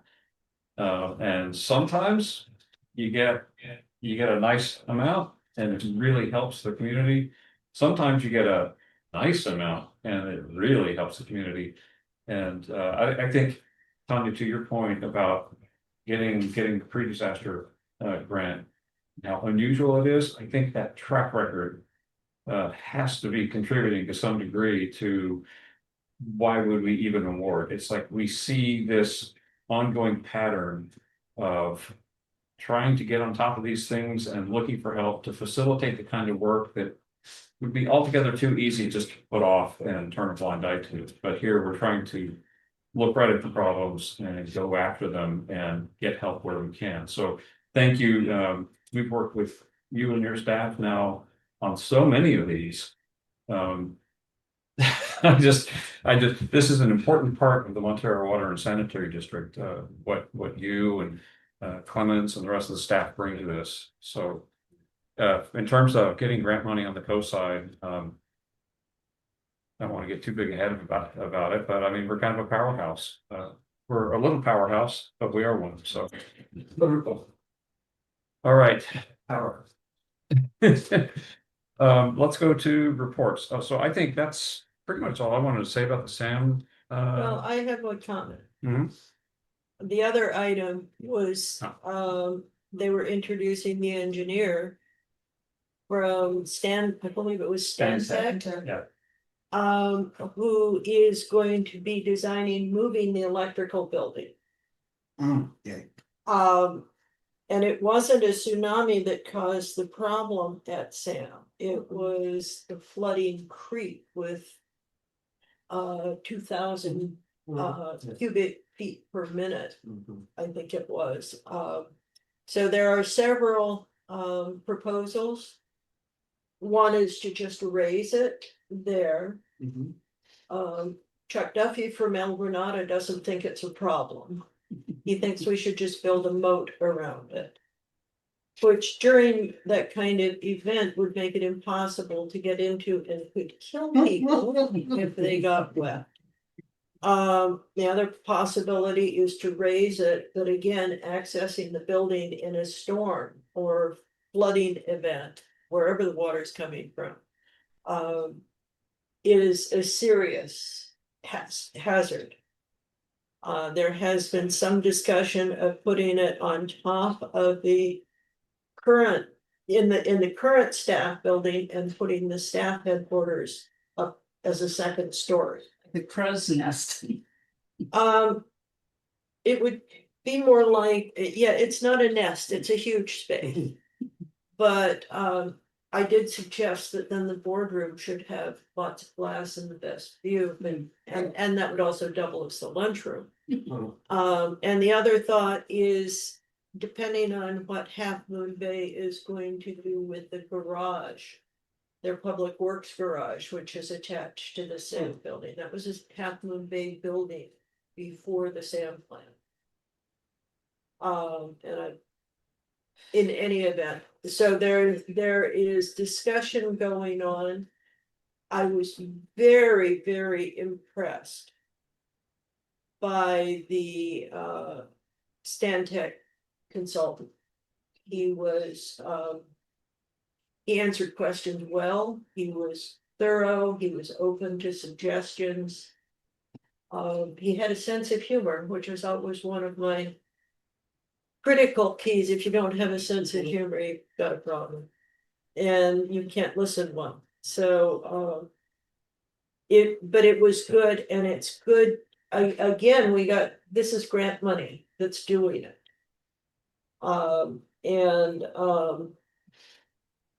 So that was a nice item to hear, because he wasn't coming in with a pre-decision already having been made to try and convince us of what we should do, and he will work very well, I'm sure, with Keisha. As a matter of fact, he said he will work with Keisha and the staff. And that's the best sign of an engineer for me, is using local talent and observation. So that was the SAM meeting. Let me mention too on this, there is some degree of matching on Sam's part, and this work is for consideration and coming up with all the way through the design work. There was some concern about the obvious inclination to I see you said I'll get to you when I'm done with the report. Okay. When there seemed to be some predisposition towards the option which would relocate the equipment to an elevated portion of the property. Some of the newer board members. So I did point out that the knowledge of the need for this is what, 15 years or longer in the making, and it's not like we haven't had some time to think about it. So of course it's an obvious place. The putting a second story on the building, you can tell from the consultant's reaction. He's like, he didn't say it, I'll say it for him. You don't have that kind of money. And you don't have that kind of time, and you should just get this done, is kind of my read of his facial expression. It is important for going forward with the project to identify alternatives and pick the best one. So they will examine a few alternatives, but it's very clear that, I mean, he certainly seemed open to, let's see what the analysis says. So if the analysis lands somewhere else, okay, we'll have some new information. But so we're probably, Sam's probably on the hook for about $130,000 to go with the federal share. And the way the bid was done was designed to be under that. They agreed to the work at a price under that. So if there's some reason for an exceedance, then there's still some room in the funding. And I think we would want to spend all the money one way or another, but if we didn't, our share would be proportionately smaller, so. But if we can't find a beneficial use of that money, I would be shocked. So, yeah, so there was a lot of discussion that was kind of the, hey, the board wants to go design this thing, but I think we're eager to see. I think they're planning to move rather expeditiously on getting this done because we need to get to work on that. And for the people who don't know, who are watching, our generator and our electrical distribution system is below the surface. And if the plant floods, and it has in very recent memory, that could fill and destroy that equipment and make it impossible to operate. And that could put the plant into a non-operational state during a flooding event, which is like, I can't think of a worse time for that to happen. And it could take a very long time to get the plant running again. So we've been fortunate to get this many years down the road and not had a problem with it, really, but we need to fix it, and it's terrific that we've got grant money coming in and that we can get this underway, and I'm eager to get this done. Then I imagine doing it back when we were talking about it, and I recall a conversation in 2012, I believe. So, Sid, you had a question? Yeah, not a question, just a comment. I think one of the most important things about getting it done is that when I saw the pictures of the flooding of the electrical room, all I could think of is an employee getting electrocuted. And of course, that problem had existed prior to the flooding, so I knew that they'd be kicking that football down the road, or can, if you will. But I was impressed that Paul or I can't say his name, Gast, the newest Half Moon Bay board member, had brought up the fact, he apparently had read that whole contract before the board meeting, and he was bringing up some salient points. And he was not, comfortable just voting on something that wasn't really actually out there planned. And you guys, came around and explained it to him. One thing nobody really brought up about the overage is the fact that these Trump tariffs could really put a hole in the project budget. And I know when they kept putting off things for some of the other capital improvements in the past, we kept having to do increases. And some of the districts had to kick in more money as the cost overruns happened. So I'm hoping that won't happen. And like you say, if they get rolling on this fast, maybe they can order up stuff in a hurry and get it, rolling, as we say. But nobody put in a contingency for that. So anyway, that's all I was gonna comment on. Thank you. It is a truism that in this business, delay costs more money. Exactly. On any project you do, delay costs more money. It is the rare exception where that is not the case. It's gonna get cheaper over time. Especially when it comes to constructing things, especially when there's equipment involved and human resources to get the work done. All right, do we have anything on Good Coast Community Council? I haven't been following. Okay, let's go on then. CSDA or LAFCO? CSDA has a meeting in Sacramento coming up. It's a planning session. It will be 3 days, and I am attending. And the agenda is 190 pages. And it's a 3-day event. So we'll get our money's worth out of it. LAFCO had its meeting in May. It's there every third Wednesday of every odd numbered month. And they were working on the budget. I did not attend because I had a CSDA meeting to attend. But there is an opening for a new public member. And you can apply up until June 30th. You can't be an elected. And you can't be a city or either to a special district or a city. These are just for public for the general public who has an interest in nerdy stuff. So that's it for those. Okay. Christine, anything for your attorney's report? No. No attorney's report. Any director's reports? I have a question about the manager's report when the time Well, comes. That happens to be next on the agenda, Yeah. but first, do any director's reports? No? Okay, town manager. I had one and now I can't remember it. Oh, well. Comments, anything in addition to the report attached to the agenda?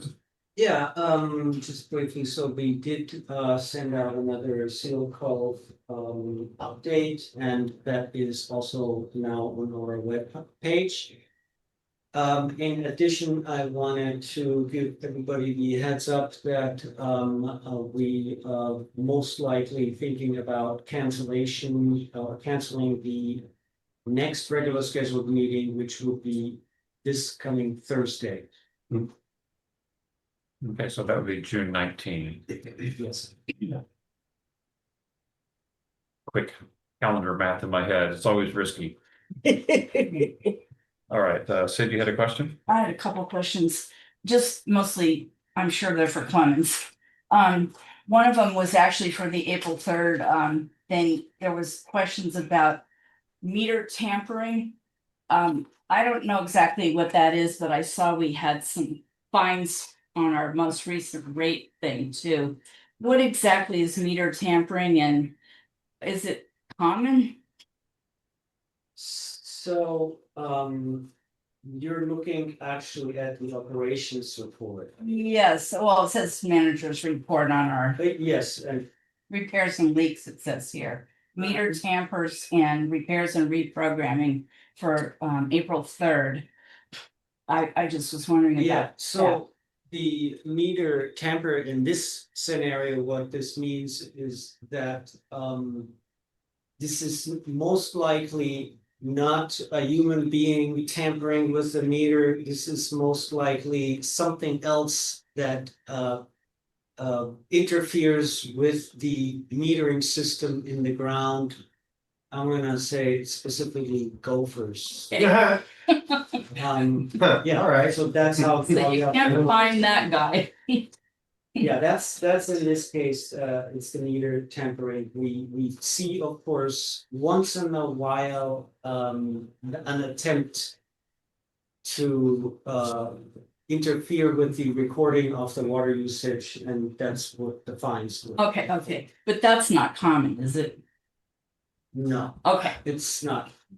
I'm glad to hear that. And then on the other thing, it says near blow off assembly on San Lucas, the 3rd week. I don't know what a blow off assembly is. That something weird? Or is that just a common? Blow off assembly is the end of the is an end of a line feature that allows it to we can use it, for example, to relieve air out of it or to flush the line. Okay. And then the last one is actually on this thing. I just wanted to make a correction. It says here under repairs and leaks, San Lucas and Bernal intersection redesign the pipework in the intersection to move away from the fault line. San Lucas doesn't cross Bernal. I think they meant Delmar. Bernal is 3 or 4 blocks down. It's just a cross street intersection mistake. You're right, it's still on. Yeah, I thought Yes. so. I was going Bernal. We don't even cross that. Right. I thought maybe, geez, there's another fault line down at Bernal. No. Okay, so maybe just correct that. That's all. Okay, That's it. thank you. So that concludes our open session. We are going to take a recess. We're going to thank PCT for being here and providing such a great public service. In closed session, we are going to have a few different items. One is conference with legal counsel on existing litigation in the case of City of Half Moon Bay versus Granada Community Services District et al., where al is us and GCSD and Sam as an interested party. Also, conference with legal counsel anticipated litigation. This is one potential case. And then conference with legal counsel anticipated litigation significant exposure to litigation pursuant to paragraph 2 of subdivision D of government code 54956.9, one potential case, seal code emergency. Council, would you care to weigh in now? I would, thank you, President Boyd. As with the board's prior Seal Cove emergency decisions over the past few months, Director Young has been disqualified due to her financial interest arising from the proximity of her residence to the affected area, as well as that of her personal finances under the Political Reform Act, Government Code Section 87-100. And as a result, Director Young recused herself from those decisions. Those same rules apply to the closed session item, Seal Cove litigation item, sorry. And recusal is required on the same basis from that closed session item. You have litigation tonight with Seal Cove, is that what you're saying? The item on the agenda Mhm. I can is, see any item for a closed session, that's why I'm asking. I read it out loud. Oh, I'm so sorry. It's the third item on the agenda Okay. in the closed session. So I leave after the second item then. I was about to say, so we'll hear the first two items in closed session and then Okay. provide you All time. right. Okay, so with that, thank you everyone for your attendance. Thank you for those watching on PCT and tune in next time. And thank you, and we are now in recess.